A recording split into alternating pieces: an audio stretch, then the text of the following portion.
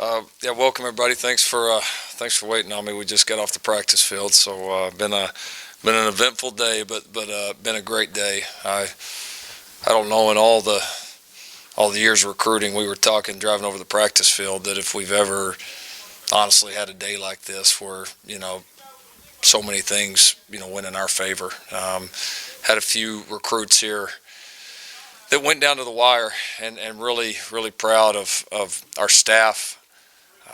Our recruiting staff, I want to name them by name: Annie Hansen, Drew Hill, Cole Smith, Zach Heffley, Caroline McMurray, and Chip Viney. They've been phenomenal throughout this entire process. Our coaching staff did a great job as we've tried to manage balancing the getting ready for a playoff game with also some major recruiting events going on, getting out seeing these guys, and it's a very rewarding and gratifying day. We're so proud of all our guys, the way that they stuck with us. This class was special from the beginning. It started with some great players that decided to jump on early. Like a lot of great classes, this class continued to help us recruit. And it's been a very unselfish class. We've had a lot of great players that see that, yes, I can go accomplish individual things I want to at Oklahoma, but these great players wanted to play together. They wanted to win. They wanted to win championships and continue to build on the legacy that that so many people have worked hard to set here before. So proud of that, and so proud of our entire staff for the way they've handled this entire session. I think it's really benefited us this time around to have been in the playoff the year before, especially with the early signing day being new last year. I think we learned a lot of things as far as our time management, how we wanted to manage the class, from handling visits to also getting the team ready, to getting the prep work we needed as coaches. It felt more normal, more smooth this year, and so give a lot of credit to our staff on that. So obviously a tremendous day, a lot of excitement throughout the day. Had some decisions that went down to the wire that I know were kind of exciting for us, for Sooner Nation, to see those guys choose OU, and a lot of great players that we're certainly excited to get them here. Lincoln, during the year at one point you said you hoped to add to last year's defensive line class with another great class back to back. Do you feel like in this class you were able to do that? Oh, absolutely. I mean, I think you start talking about the strengths on paper of this class, it's hard not to start there. With what we added there. I mean, our top targets throughout the process were the guys we ended up getting. I mean, Corey Roberson was a top prospect, a top target for us. Marcus Hicks was. Marcus Stripling was. LaRon popped up here late and really was a thing that was a big need at a big time point for us.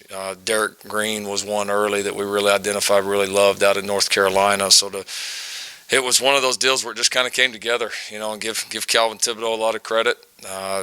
We've really backed up two really nice, defensive line classes here back to back, and we said that, whatever it was 18 months ago, that, recruiting that position was going to be a priority, that we've been good there. We got to get back to being elite there, and I think these two classes are a big step in that direction. In the world, did you maintain your momentum with the not knowing who your defensive coordinator is and passing that message along to the defensive recruits, especially flipping a guy on signing day? Yeah, I think they believe in us as a staff.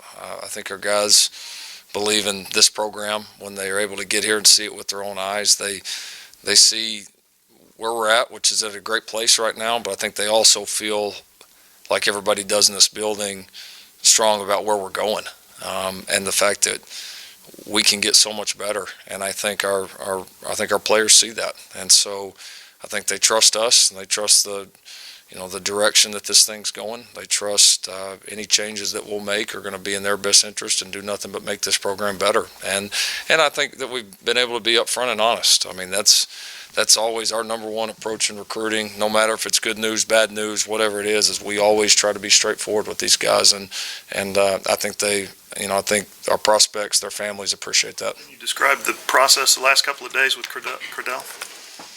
Yeah, it was one for the book. It was one for the book. So great player, obviously comes out of a prime program there at Mater Dei in California. Guy we've had our eye on for a long time. his recruitment really picked up here at the end. He had, one of those guys that had kind of his choice to go where he wanted to go, and was a huge target for us.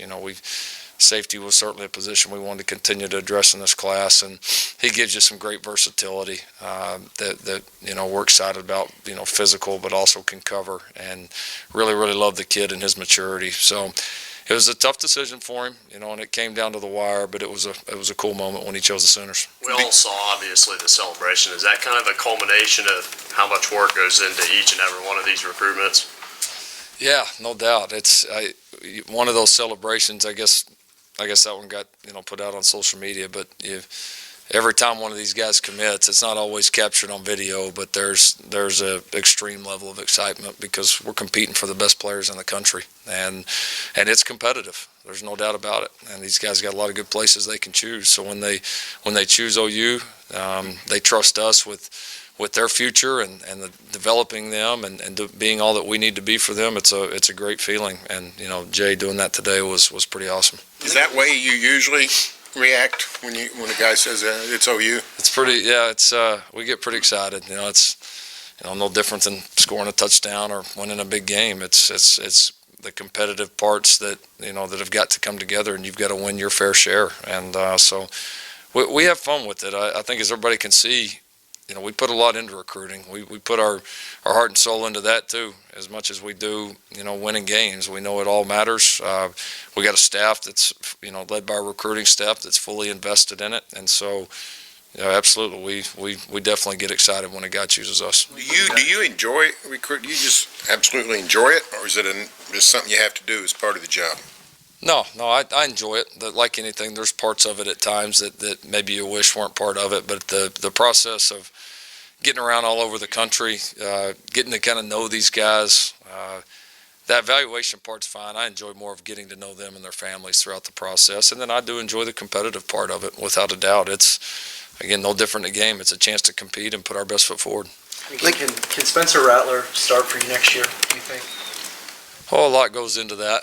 I mean, I think, physically he'll be as gifted as anybody that we've brought in here. I felt that for a long time, even when I watched him as a freshman, that he was a cut above, most guys out there. So he's got elite physical talent, and I think he's got the mentality to come in and compete early. As Spencer knows, we've got other really good quarterbacks on this roster, and there's going to be competition like there's always been. And so, but any of these guys we signed, we don't sign or recruit many of these guys if we think they're 2 or 3 years down the line of being capable of doing it. Now, being capable is one thing, going and doing it's another. Were you concerned at all by late in the season, his ineligibility, late in his season, missing the last few games? No. Did anything about that concern? No. It's conversations with him and his family. We've had a good open relationship with them for a long time, so zero concern. I think you're getting a lot of interest on behalf of transfers at the quarterback position for obvious reasons with Baker and what Baker and Kyler have done under your guidance. How do you balance any of that with dealing with the high school kids you're recruiting at that position? Do you have to be mindful of being aware of how they might see any interest you guys might have in someone who's already played college ball, who's entered the portal and that kind of thing? Yeah, sure. No, that's always a piece of the puzzle. And I would not say just at quarterback. I mean, that's something you deal with at any position. So it's not honestly that new or that uncommon. You always deal with, what do you have in that room? And, guys this day and age, they want to come in and play early. And so I think at times you end up weeding out some people that maybe deep down have some self-doubts about, can they really come do it at this level, or can they really come win a job? I mean, to do it at a place like this, you got to believe in yourself, 100%. If there's any cracks in that, then, it's going to be tough to accomplish what you want to accomplish at an elite level like this. And so, I mean, I think for us, it goes back, I know I said it earlier, to honesty. We let our guys know where we're at, what our situations are in each position room, and I think all of our guys are very well aware and very comfortable. Lincoln, how crucial was it for Spencer to sort of be the face of the class last 18 months? Well, quarterbacks are important. I mean, you ask any player out there at any position, any recruit, they want to play with great quarterbacks, because most guys are smart enough to realize that, it's tough to win and win big without a really good quarterback. It's tough to do.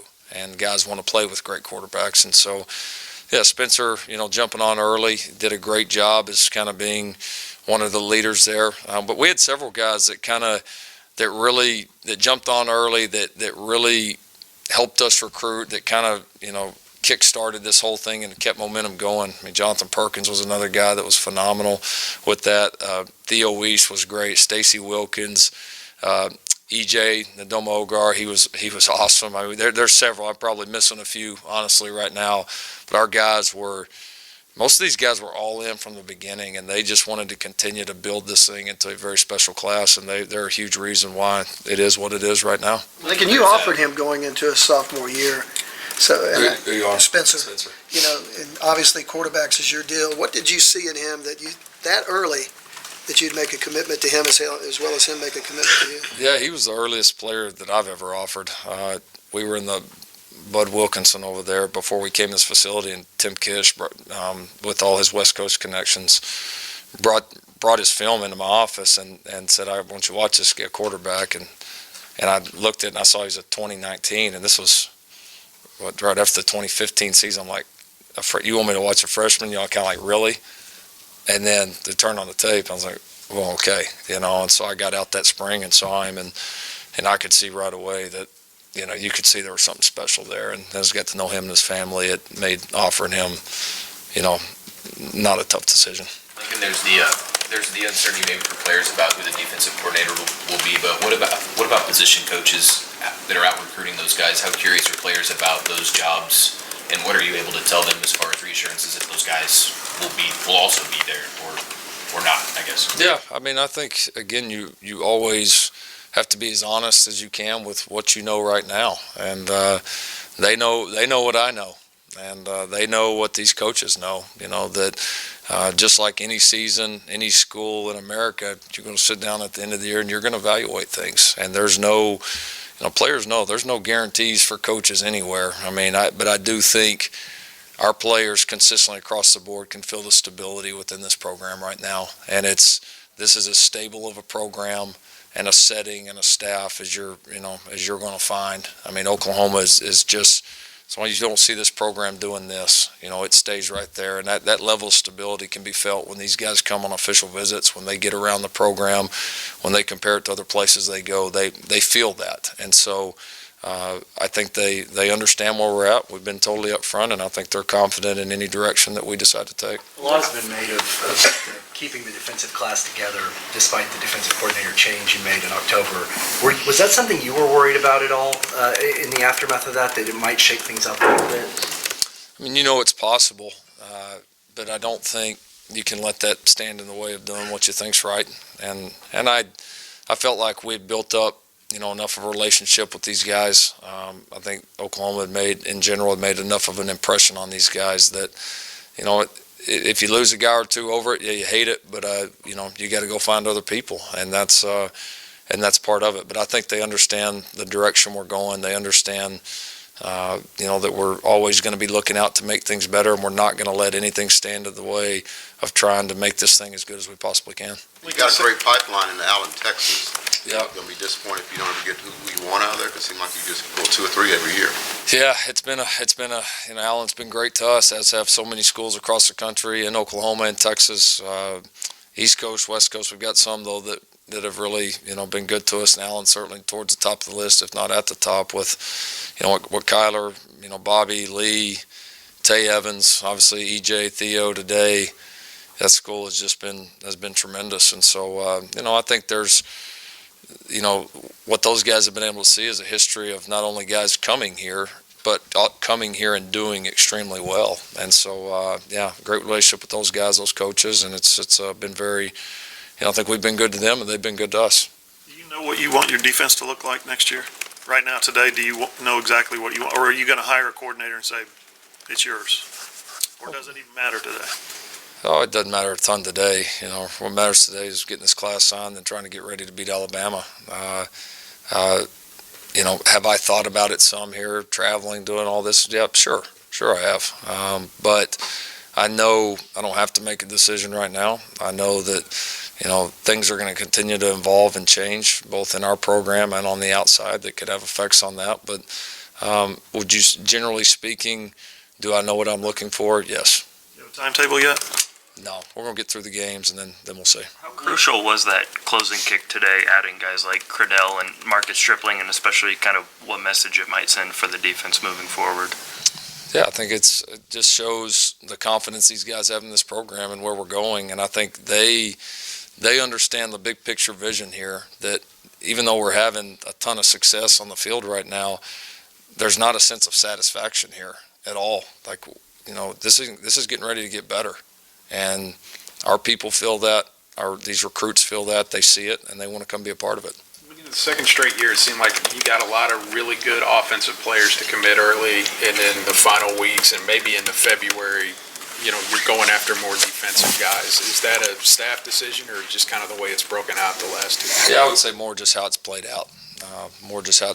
We had a couple key guys offensively jump on a little bit earlier, but no, I think, you know, you sit back and look at us maybe over a 10-year period, I think you'll see that even out more. It's just kind of the way it's shaking out here. Lincoln, this is everybody likes the early signing period, it appears, but does a December, or whatever this is, 19th, you're playing the 29th. Is that too condensed, too close? I mean, you're playing Alabama in 10 days, and here you're having to worry about recruiting. Yeah, no, it's good for us. If it's, you know, now if I'm playing in one of those games on the, you know, 20th, 21st, 22nd, that would be a lot. I don't know how those guys have done it. So, you know, hopefully we don't play in any of those. So it's been good to be later, certainly. It's has it been a little hectic during this time? Yes, but keep in mind, we still, you know, we're used to playing on 7 days. So, I mean, we've still got more than that time, and we've been able to get a lot of work done. So I don't feel, it's been a lot, yes, but I don't feel rushed or uncomfortable with it at all. Lincoln, last year was the trading cards, this year album covers. How happy are you with how that came together? And what's been feedback from recruits or families, stuff like that? Yeah, feedback's been awesome. I mean, I guess we just try to show them with that, you know, this place is different, and we're going to do things that other people aren't to highlight you here, to help you once you get here. We're going to be creative. We're going to continue to, you know, to push the boundaries of this thing. And we've done some really, really unique things content-wise that I think have been great for our recruits. I think our fans have really enjoyed it. We've heard from a lot of people around the country that nobody is doing things like what you're doing. And and again, give our recruiting staff a ton of credit. That was their original idea. We're going to have a really cool signing day party in here in the facility here in about an hour and a half with some of our top boosters, all of our coaches and staff, just a chance to celebrate all this. And yeah, it's awesome. I mean, this is a special day. This is a life-changing day for a lot of these kids, and we want to make sure that we do everything we can so they can remember it. And it sends a message to all those out there in the future that, you know, that this place is going to do anything and everything for you. And so yeah, it's what a great idea and executed beautifully by our team. I'm sorry. What was behind the decision or the idea to incorporate local businesses into those videos? Just kind of our team wanted to have a different way to announce these guys. And as the whole record deal came together, they didn't want it to be kind of just the same thing. They wanted each guys to be unique, and this community and what they do is important to us. So it kind of worked as far as making it unique for each and every guy and involving this community that gives us so much support and all that the city of Norman does. So yeah, it was just a perfect match. You got Marcus Major, a kid from Millwood. What drew you to him, and how important is it to get a kid from Oklahoma? Yeah, it's big. One of the early guys that we targeted, and as his film started to circulate, you could see this kid is incredibly gifted. We got around him, his family, you could tell he had the kind of stuff that we want here, you know, internally. Great kid, very humble, hungry, wanted to be here, extremely gifted. You know, he's going to be a little raw coming in like a lot of these guys are, but man, the tools this cat's working with they're pretty good. And we've had a good history of developing those guys, and I think he'll certainly be one of the next. Bridges and Weiss and Stogner, are those all three guys you see having a pretty early impact? I think they'll certainly have a chance to. I mean, there's no doubt about it. That was, you know, getting, you know, some more receiving threats with some of the guys we've lost the last few years, some of the guys we're getting ready to lose. That was, that was important. And, we've been able to continue to produce at all those different positions. So I think they're certainly going to have a chance. We're going to throw them in the fire early. You signed 4 Marcuses. Have you figured out how to sign, how to refer to all these guys? Yeah, good luck. Yeah, we got some nicknames for him. We call Marcus Alexander Tank, so I don't even really count him. We call Stripling Strip. So we got to get one for Marcus Major, Marcus Hicks, and then we'll be okay.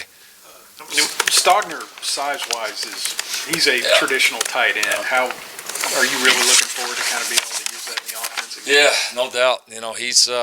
He'll be, probably a little bit closer to Mark, as far as physical ability. He's actually a little bit taller than Mark, a little bit longer. And we loved, we first watched, his pass catching ability, and you can see the guy runs routes like a receiver, very gifted, and I mean, a great frame, obviously, to catch, but very gifted hands. And then as time went on, even after we had offered him and even after he committed, you kept watching him, and the kid is really, really physical. I mean, he plays on the defensive side of the ball. They put him in line at tight end, and he has an edge and a mean streak that gets you excited about what all this kid could do for us. So, I mean, he was one of the top tight ends in the country for a reason. And, we're not going to take 3 or 4 of those guys every year. So when we get them, they got to be the right ones. And we're very confident we got the right one. Lincoln, what did you think of your DB class? I love it.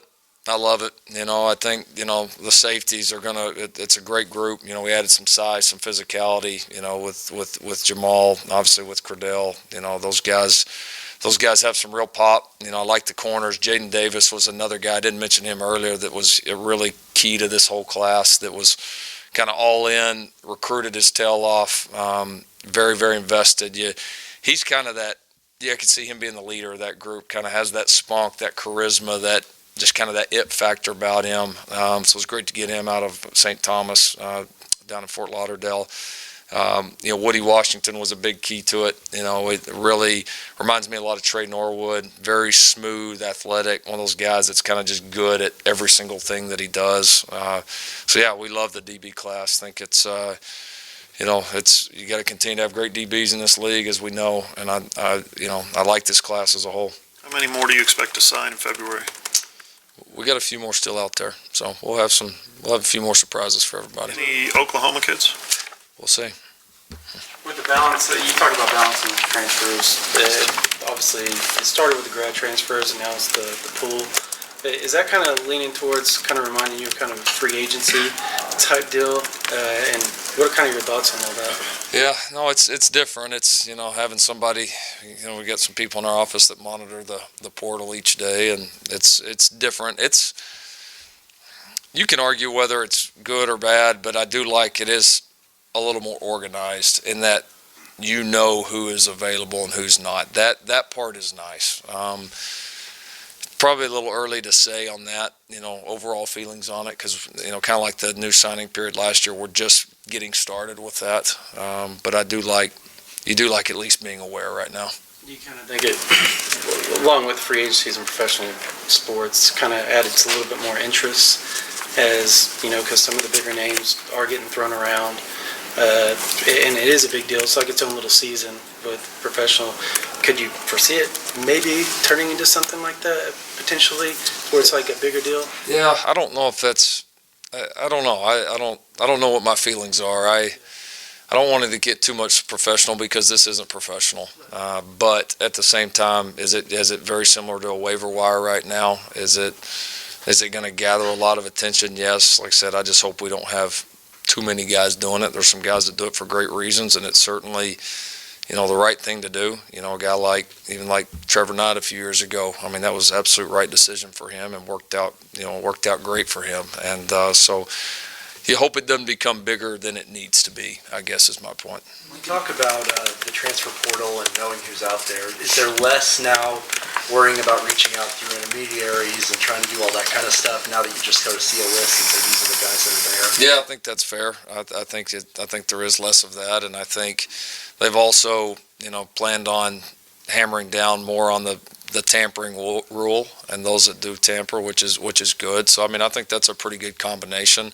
Yeah, and I think it probably makes it not as much through back channels where you know who's there, you know who you can contact right away, and it's not as much guesswork or kind of behind the scenes work.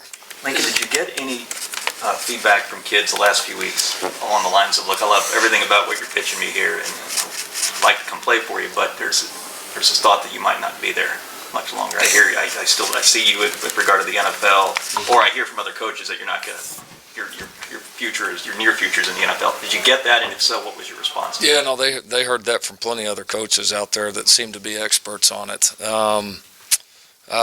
I think after sitting down and talking with these guys, they're very confident on, where I'm going to be, the direction of this program, and, where my heart and my mind are at right now.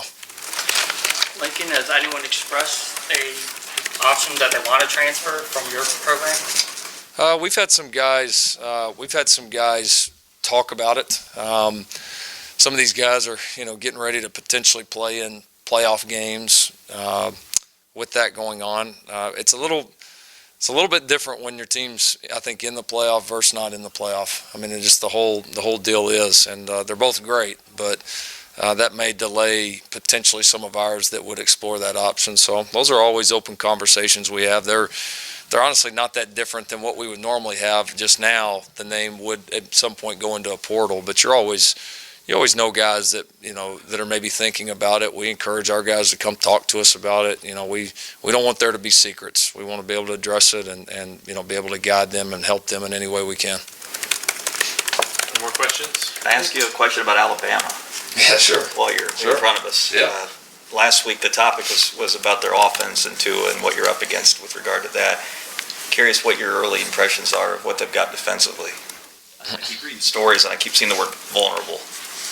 About some, at least maybe comparatively speaking. Yeah, they've been very vulnerable.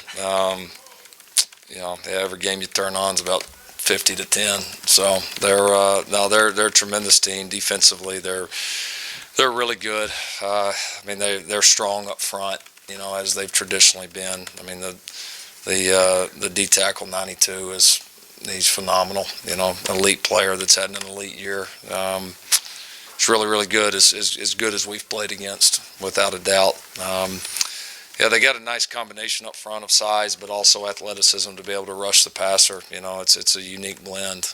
They've done a great job recruiting, developing those guys. Linebackers are experienced. They make plays sideline to sideline. DBs, you're talking all, 6'1", 6'2" guys, great length. Have some young guys playing that back there, but they've played extremely well. So, they're very well coached. They don't beat themselves, and they've got enough athleticism and great players on that side that they make a ton of plays, and they make it extremely difficult to consistently move the ball. And they're as good as any defense that we've played in the 4 years that we've been here, without a doubt. You guys practiced today then? What's that? You said you guys practiced today? We did. Yep, we did. Update on Marquise? No, nothing yet. Lincoln, the 18 months since Bob retired and you took over, 19 months maybe, 2 playoff appearances, great recruiting, all kinds of glory. Is this just, couldn't it be a better script in terms of taking over for such an iconic coach and sort of putting your own stamp on a program? Could it have gone any better when you look back on these 19 months? Yeah, we could have won the Rose Bowl. won 2 more last year. But it's gone great. I think a big reason it has is because of Bob and, all that we've talked about many times, how he's handled the entire situation, and even his presence now, for me is a huge thing. That'll always be the case here. And I think you just got to give everybody credit. Everybody's been on board with any direction that we've decided to take. Our new hires have worked out great. I think some of the new things we've done in recruiting have really helped. Our players have been tremendous through this stretch, so it's been a great run. There's no doubt. As a coach, you always want to sit there and say it could have been better, and it could have been better, but it's been really damn good too. And so we're having a lot of fun with it. And again, the most exciting thing to me is we still feel like there's much better out there for us, and we got a long ways to go. So that journey's going to be as much fun as this 18 or 19 months have been. Sorry. Are you good? Derek Green at one point decommitted, then recommitted. When you have a guy that decommits, how do you handle that in terms of continuing to recruit them? Yeah. Is it kind of a case-by-case thing, or do you think that you've lost them, or how do you handle it? Yeah, no, it's a good question, because we had it with, we had it with Theo this year. We had it with CD, I believe the year before. There may be missing one in there too, maybe another guy, but it is case by case.